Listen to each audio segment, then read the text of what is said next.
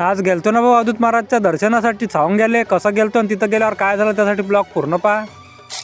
उन्हीचा झालता होता टाइम तर मस्त पहिले तर दुपट्टा बांधून घेतला. तर कसं काय म्हणता मित्रांनो, पटापट निघालो ना मग. उन्हीचा झालता होता टाइम, कारण घरीच वाजला होता या टायमाला ऊन तर काही बोलायचं काम नाही राहा. इंग्लिश तपत होती. तर नांदगावले आलो. पहिले मस्त पेट्रोल घेतलं टाकून, एखादी तासातच पोहोचलो आपण सावंगाच्या शिवारात. पहिले तर इथं मस्त 5 दगड टाकून म्हणजेच 5 गोटे टाका लागते आणि पहिलेच इथं दर्शन घ्या लागते. तिथून आम्ही मस्त दोघांनी दर्शन घेऊन निघालो मग सावंग्याकडे जाण्यासाठी. तिथून जवळच आहे आपलं अवधूत महाराजचं मंदिर. तर पहिले आल्या पहिले आपल्याला पायात धुवा लागते. पाय वगैरे धुवून घेतले मस्त. त्यानंतर आपण घेतली मग मस्त पूजेची थाली. तिथून निघालो मग आम्ही दोघे जण. मस्त साईडने कटडे बनवले होते, त्या साईडने गेलो. गर्दी जास्ती नव्हती त्या कारणानं आपल्याला लवकरच दर्शन घडून आले. तिथून मस्त दर्शन घेऊन आलो बाहेर. नंतर आलो आपण झेंड्यापाशी, तिथं मस्त दर्शन घेऊन घेतले. दर्शन घेऊन आलो आपण समोरच्या साईडनं. आपल्याला पेटवत होता कापूर. लक्ष्ण आणि मी एक एक वडी टाकली, मस्त कापूर टाकला पेटून. कारण या ठिकाणी कापूर पेटवण्यासाठी जास्ती मान असतो. लक्ष्ण आणि मी मस्त मग पाया वगैरे लागून घेतलं. मस्त आमचं दर्शन झालं होतं. तर मग आलो आपण बाहेर आल्यावर काही वेळ मस्त बसलो.